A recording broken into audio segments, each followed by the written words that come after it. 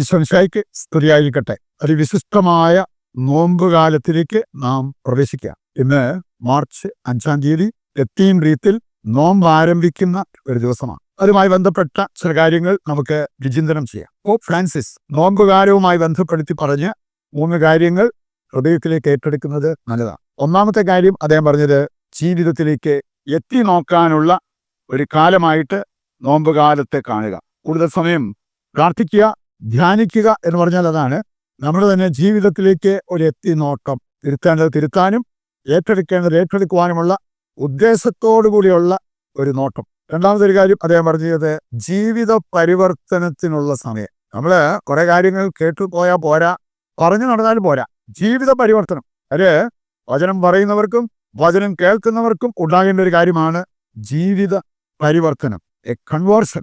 അതാണ് നമ്മുടെ ജീവിതത്തിൽ ഈ നോമ്പുകാലം കൊണ്ട് ഉണ്ടാകേണ്ടത്. മൂന്നാമതൊരു കാര്യം അദ്ദേഹം പറഞ്ഞു, അടിമത്തം മാറ്റിയെടുക്കുക, സ്വാതന്ത്ര്യം വീണ്ടെടുക്കുക. പാപം വെടിയാനും പുണ്യങ്ങൾ അഭ്യസിക്കാനും തയ്യാറാകുമ്പോൾ നമ്മുടെ ജീവിതത്തിന് ഉണ്ടാകുന്ന ഒരു നേട്ടമാണ് അടിമത്തം മാറി സ്വാതന്ത്ര്യം കൈവരുന്നത്. നമ്മുടെ ഈ നോമ്പുകാലത്ത് ഒരു തീമായിട്ട് ധ്യാനിച്ച് മുന്നേറുന്നത് വികൃതം വെടിയാം സുഹൃതം പുണരാം എന്നുള്ള ആ ഒരു സന്ദേശമാണ്. എന്ന് പറഞ്ഞാൽ പാപമാണ് നമ്മുടെ ജീവിതം വികൃതമാക്കുക, പുണ്യങ്ങൾ അഭ്യസിക്കുന്നതാണ് നമുക്കൊരു സുഹൃത ജീവിതം നൽകുക. ഈ രണ്ടിലേക്കും നമ്മുടെ ശ്രദ്ധ നാം കൊണ്ടുവരണം. മത്തായിയുടെ സുവിശേഷം 6-ാം അധ്യായം നമുക്ക് നോമ്പുകാലത്തിന് തുടക്കമായിട്ട് ധ്യാനിക്കാൻ സഭ നൽകുന്ന ഒരു വചനഭാഗമാണ്. ഈ വചനഭാഗത്തിന്റെ വെളിച്ചത്തിൽ 3 രീതിയിൽ വേണേ നമ്മുടെ ജീവിതം നയിക്കാം എന്നുള്ളത് കർത്താവ് നമ്മെ ഓർമ്മിപ്പിക്കുന്നുണ്ട്. ചിലരെ സംബന്ധിച്ചിടത്തോളം ഏത് കാര്യം ചെയ്താലും അവർക്ക് അതിന് റിവാർഡ് കിട്ടണം, പ്രതിഫലം കിട്ടണം. Reward oriented performance. ഞാനിപ്പോൾ ഒരു കാര്യം ചെയ്താൽ തക്ക റിവാർഡ് എനിക്കതിന് കിട്ടിയിരിക്കണം എന്ന് ചിന്തിക്കുന്ന വ്യക്തികളുണ്ട്. രണ്ടാമത് ഒരു ഗണത്തിൽപ്പെട്ടവരെ കാണാൻ സാധിക്കും.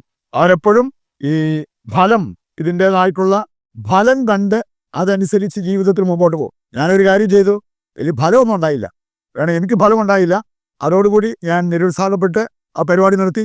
മൂന്നാമതൊരു ഗണത്തിൽപ്പെട്ടവരുണ്ട്. അവരുടെ ശ്രദ്ധ അവരുടെ ദൗത്യം നിർവഹിച്ച് മുമ്പോട്ട് പോവുക എന്നുള്ളതാണ്. ഞാൻ മറ്റുള്ളവരെന്നെ അംഗീകരിച്ച് പ്രതിഫലം നൽകിയാലും ഇല്ലെങ്കിലും ഞാൻ എൻ്റെ ദൗത്യം നിറവേറ്റും.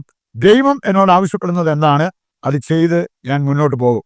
അങ്ങനെ ചിന്തിക്കുന്ന വ്യക്തികളെ കാണാൻ പറ്റും. അതുകൊണ്ടാണ് ഈ 3 പദങ്ങൾ നമുക്ക് വേണമെങ്കിൽ പരിചയപ്പെട്ടിരിക്കാം. ഒന്നാമത്തേതാണ് റിവാർഡ് ഓറിയന്റഡ്, രണ്ടാമത്തേതാണ് റിസൾട്ട് ഓറിയന്റഡ്, മൂന്നാമത്തേതാണ് ഡ്യൂട്ടി ഓറിയന്റഡ്. നമ്മൾ ഈ ആദ്യത്തെ 2 ഗണം വിട്ടിട്ട് ഡ്യൂട്ടി ഓറിയന്റഡ് ആയിട്ട് ജീവിക്കുന്ന പ്രവർത്തിക്കുന്ന വ്യക്തികളായിട്ട് മാറണം. അതിലേക്കൊരു ആഹ്വാനം നമുക്ക് ലഭിക്കുകയാണ് ഈ നോമ്പുകാലത്ത്. മനുഷ്യനെ കുറിച്ച് ചിന്തിക്കുമ്പോൾ കാണാൻ സാധിക്കും, മനുഷ്യൻ ഒരു കോംബോയാണ്, കോമ്പിനേഷൻ. മനുഷ്യന് ശരീരമുണ്ട്, മനസ്സുണ്ട്, ആത്മാവുമുണ്ട്. ഇവയ്ക്ക് 3നും ഒരേ പ്രാധാന്യമല്ല എന്ന് നമുക്കറിയാം. അതുകൊണ്ട് തന്നെ നമ്മുടെ ശരീരത്തെ ക്ലീൻ ചെയ്യുന്നതിനേക്കാൾ കൂടുതൽ നമ്മുടെ മനസ്സിനെ ക്ലീൻ ചെയ്യണം. അതിനേക്കാൾ നമ്മുടെ ശ്രദ്ധ നമ്മുടെ ആത്മാവിന് നമ്മൾ കൊടുക്കണം. ഇന്ന് നമ്മൾ കേൾക്കുന്ന ഒരു കാര്യമാണ്, മനുഷ്യ നീ പൊടിയാകുന്നു, പൊടിയിലേക്ക് മടങ്ങും എന്ന് നീ ഓർത്തുകൊള്ളുക. ദൈവവചനം സഭാപ്രസംഗത്തിന്റെ പുസ്തകം 12-ാം അധ്യായം 7 മുതൽ വായിക്കുമ്പോൾ അവിടെ പറഞ്ഞിട്ടുണ്ട്, മരണത്തോടെ ഒരു മനുഷ്യന് സംഭവിക്കുന്നത് എന്താണെന്ന്. ധൂളി, അതായത് പൊടിയിലേക്ക് മടങ്ങും. നമ്മുടെ ശരീരം പൊടിയിൽ നിന്ന് രൂപപ്പെടുത്തിയതാണ്. ആദാമിനെ ദൈവം മണ്ണുകൊണ്ടൊരു രൂപം നൽകി, എന്നിട്ട് തൻ്റെ ജീവൻ അവനിലേക്ക് നിശ്വസിച്ചു. അപ്പോൾ അവൻ ജീവനുള്ളവരായി മാറി. എന്ന് പറഞ്ഞ പോലെ നമുക്ക് 2 എലമെന്റ്സ് ഉണ്ട്, ഹ്യൂമൻ എലമെന്റും ഡിവൈൻ എലമെന്റും. ഹ്യൂമൻ എലമെന്റ് എന്ന് പറഞ്ഞാൽ ശരീരം, അത് മണ്ണിലേക്ക് മടങ്ങേണ്ടതാണ്. ഡിവൈൻ എലമെന്റ് അത് നമ്മുടെ ആത്മാവാണ്, അത് അതിൻ്റെ ദാതാവിൻ്റെ പക്കലേക്ക് മടങ്ങണം. സാധാരണ നമ്മൾ ശ്രദ്ധ കൊടുക്കാറുള്ളത് എന്തിലാണ്? ഞാൻ ഈ ആത്മീയ ഭോജ്യം ആരംഭിക്കാൻ തന്നെ അങ്ങനെ ഒരു ചിന്ത മനസ്സിൽ വന്നത് ഇതുകൊണ്ടാണ്. ഇന്ന് ഒരുപാട് വ്യക്തികൾ ശരീരത്തിന്റെ കാര്യത്തിൽ ഒരുപാട് ശ്രദ്ധിക്കാറുണ്ട്. എന്നാൽ വചനം പറയുന്നത് മത്തായി 4:4 പറഞ്ഞിട്ടുണ്ട്, മനുഷ്യൻ ജീവിക്കേണ്ടത് അപ്പം കൊണ്ട് മാത്രമല്ല, ദൈവവചനം വേണം. മനുഷ്യൻ ജീവിക്കേണ്ടത് ശരീരം സൂക്ഷിച്ച് മാത്രമല്ല, ആത്മാവിനെ സംരക്ഷിക്കാൻ പഠിക്കണം. അതിനാവശ്യമായ കാര്യങ്ങൾ നാം ചെയ്യണം എന്നുള്ളത് കർത്താവിന്റെ വചനം നമ്മെ ഓർമ്മിപ്പിക്കുന്നുണ്ട്. യോഹന്നാൻ 6:63 വായിച്ചാൽ, ശരീരം ഒന്നിനും ഉപകരിക്കുന്നില്ല, ആത്മാവാണ് ജീവൻ നൽകുന്നത്. അതുകൊണ്ട് തന്നെ ആത്മാവിന്റെ കാര്യങ്ങളിൽ നമ്മൾ കൂടുതൽ ശ്രദ്ധാലുക്കളാകണം. ജഡം ജ്വലിച്ചാൽ ആത്മീയത മങ്ങും എന്നുള്ളത് ദൈവവചനങ്ങൾ നമ്മെ ഓർമ്മിപ്പിക്കുന്ന ഒരു കാര്യമാണ്. ഏതാനും വചനങ്ങൾ അതുമായിട്ട് ബന്ധപ്പെട്ട വചനങ്ങൾ നമുക്ക് എടുക്കാം. ഗലാത്യർ 5:16 പറഞ്ഞിരിക്കുന്നത്, ജഡമോഹങ്ങളെ ഒരിക്കലും തൃപ്തിപ്പെടുത്തരുത്. അവയെ തൃപ്തിപ്പെടുത്തിയാൽ നമ്മുടെ ആത്മീയത മങ്ങും. റോമാലേഖനം 8:5. ജഡിക കാര്യങ്ങളിൽ മനസ്സ് വയ്ക്കുക. ആത്മീയ മനുഷ്യരാണ് ആത്മീയ കാര്യങ്ങളിൽ മനസ്സ് വയ്ക്കുക. 6-ാമത്തെ വചനത്തിലേക്ക് വരുമ്പോഴോ, ജഡികാഭിലാഷങ്ങൾ മരണത്തിലേക്ക് നയിക്കും. ആ മരണം സംഭവിക്കാതിരിക്കണമെങ്കിൽ ആത്മീയ കാര്യങ്ങളിൽ ശ്രദ്ധയുള്ളവരായിട്ട് നമ്മൾ മാറണം. 8-ാം അധ്യായത്തിൽ 7-ാമത്തെ വചനം കൂടി എടുത്താൽ, ജഡിക താല്പര്യങ്ങളിൽ മുഴുകുന്ന മനസ്സ് ദൈവത്തിന്റെ ശത്രുവാണ്. നിരന്തരം നമ്മൾ ജഡമോഹങ്ങളെ തൃപ്തിപ്പെടുത്തിയാൽ ദൈവത്തിന്റെ മിത്രമാകാൻ പറ്റില്ല, ദൈവത്തിന്റെ ശത്രുവാണെന്ന്. വീണ്ടും 8-ാം അധ്യായം 9-ാമത്തെ വചനത്തിൽ പറഞ്ഞിരിക്കുന്നത്, ദൈവാത്മാവ് ഉള്ളിലുള്ളവരാണ് യഥാർത്ഥത്തിൽ ദൈവമക്കളാവുക, അവർക്കാണ് ജഡികത വിട്ടിട്ട് ആത്മീയ മനുഷ്യരാകാൻ, ആത്മീയ കാര്യങ്ങൾ ചിന്തിക്കാൻ സാധിക്കുന്നത് എന്ന്. 8-ാം അധ്യായം 13-ാമത്തെ വചനം കൂടി എടുത്താൽ അവിടെ പറഞ്ഞിട്ടുണ്ട്, ജഡികരായി ജീവിക്കുന്നെങ്കിൽ നിങ്ങൾ തീർച്ചയായും മരിക്കും. ഈ ജഡിക പ്രവണതകളെ ആത്മാവിനാൽ നിഹനിക്കുന്നവർ ജീവിക്കും. രണ്ടിനുമുള്ള സാധ്യത നമ്മുടെ മുമ്പിലുണ്ട്. നാം ഏത് തിരഞ്ഞെടുക്കുന്നു എന്നുള്ളതനുസരിച്ചായിരിക്കും നമ്മൾ നിത്യജീവനിലേക്ക് പ്രവേശിക്കുന്നതോ നിത്യനാശത്തിലേക്ക് തള്ളപ്പെടുന്നതോ.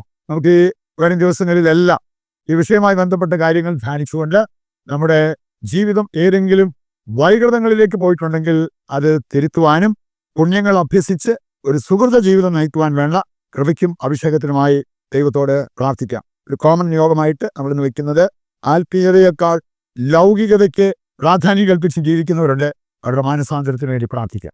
നല്ലവനും ലോകരക്ഷകനുമായ ദൈവമേ, ഈ നോമ്പുകാലം നൽകി ഞങ്ങളെ അനുഗ്രഹിച്ചതിന് ഞങ്ങൾ അങ്ങേക്ക് നന്ദി പറയുന്നു. ഒരുവൻ ലോകം മുഴുവൻ നേടിയാലും തൻ്റെ ആത്മാവ് നഷ്ടമായാൽ അവൻ എന്തു നേടി എന്നരുൾ ചെയ്ത ദൈവമേ, ആത്മീയ നന്മകളാൽ ഞങ്ങളെ അലങ്കരിക്കുകയും ആത്മരക്ഷ ഞങ്ങൾക്ക് പ്രദാനം ചെയ്യുകയും ചെയ്യണമേ. ഞങ്ങളുടെ എല്ലാ ആവശ്യങ്ങളിലും ഞങ്ങളെ സഹായിക്കുകയും ഈ ആരാധനയിൽ ഞങ്ങൾ സമർപ്പിക്കുന്ന നിയോഗങ്ങൾ നിറവേറ്റി തരികയും ചെയ്യണമേ. ആമേൻ. നമ്മുടെ എല്ലാ പ്രാർത്ഥനാ നിയോഗങ്ങളെയും ദൈവകരങ്ങളിൽ ഏൽപ്പിച്ചുകൊണ്ട് കർത്താവിനെ സ്തുതിച്ച് ദിവ്യകാരുണ്യത്തിന്റെ ആശീർവാദവും സ്വീകരിക്കാം. യേശുവേ നന്ദി. Hallelujah, hallelujah. കർത്താവേ, ഞങ്ങളുടെ എല്ലാ പ്രാർത്ഥനാ നിയോഗങ്ങളും അവിടുന്ന് കൈക്കൊണ്ട് ഞങ്ങൾക്ക് നന്മയാകുന്നത് നൽകി അനുഗ്രഹിക്കുവാൻ തിരുവുള്ളമാകണമേ. യേശുവേ നന്ദി, യേശുവേ സ്തുതി.